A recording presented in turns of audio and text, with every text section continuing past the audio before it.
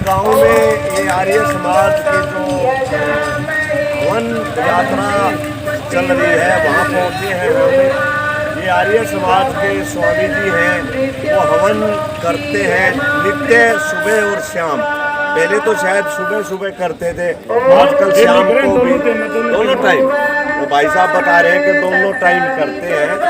तो यहाँ पे ये एक वो निकाल रहे हैं, स्वामी जी पैदल चल रहे हैं, मंत्रों का उच्चारण किया जा रहा है और ये भाई इधर से धूनी दे रहा है, घर घर में जा करके धूनी दे रहे हैं। तो हम बात करेंगे स्वामी जी से इस बारे में।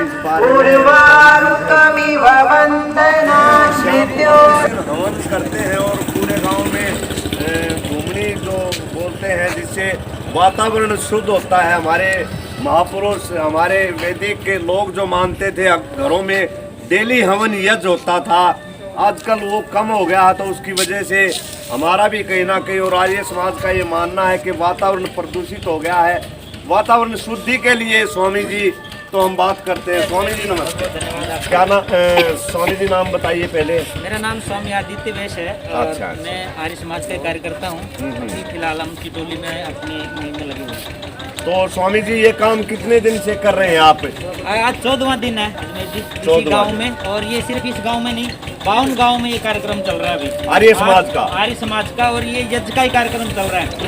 और ये वैसा नहीं कि कोई इसको आडंबर मान ले, पाखंड मान ले, बाकायदा साइंटिफिक तरीके से। और इसके अंदर हमने सामग्री के अंदर जो औषधियाँ वो डाली गई हैं, जावित्री डाली है, जायफल डाला है, लौंग डाली हुई है, इसके अंदर नीम इसके अंदर डाला हुआ है।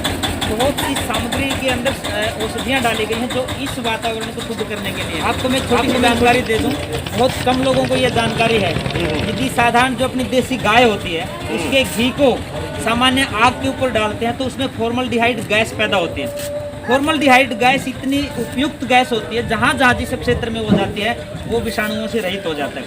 तो ये साइंटिफिक वे है, कोई पौराणिक या पाखंड नहीं है, बल्कि वैज्ञानिक तर्क के आधार पर। आपको याद होगा जब आप बहुत छोटी उम्र में थे, 15-20 साल के, गांव में कोई महामारी आती थी तो हमारे बुजुर्ग इसी का सहारा लेते थे। बिल्कुल करते बाहर के लोगों का आना जाना बंद करते जोड़ पे। हाँ बिल्कुल, पुण्य बोलते थे, हवन करते थे स्पेशल। और इसी प्रकार की दुमनियाँ जो लगातार गाँव में दी जाती थी। तो ये गांव में हमारी सारी साथी, हमारे समाज के कार्यकर्ता पूरे डोर टू डोर ये एयर सैनिटाइजेशन का काम हम लोग कर रहे हैं कि वायु को शुद्ध करना है।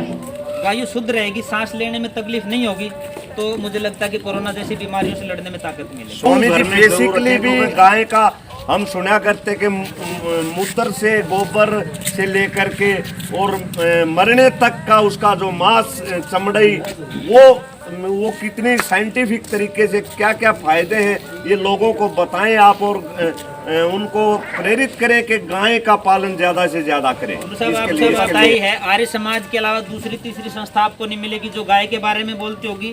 गऊ और बहू, बेटी के बारे में और गाय के बारे में सबसे ज्यादा आर्य समाज बोलता है। आज पूरा देश ही नहीं, पूरी दुनिया कोरोना से त्राही त्राही कर रही है, और उसका सबसे बड़ा कारण ये है कि हम पूरी हवा में पोल्यूशन है। थोड़ी सी ऑक्सीजन लेवल कम होती है, सांस लेना जो दूभर हो जाता है। इस हवन के माध्यम से वातावरण शुद्ध हो, हल्का हो जाए, सांस लेने में तकलीफ ना हो, आधा बेनिफिट तो इससे होगा। ये जो वातावरण होता है, जब हम रात को अगर चद्दर ओढ़ के सो जाएं तो पसीना आ जाता है, और ना उठे तो ऐसा लगता है कि कुछ उड़ना चाहिए। ये बहुत खतरनाक टाइम होता है। इस टाइम पे विषाणु बहुत ज़्यादा होते हैं। इस टाइम पे ये यज्ञों की प्रक्रिया करनी चाहिए।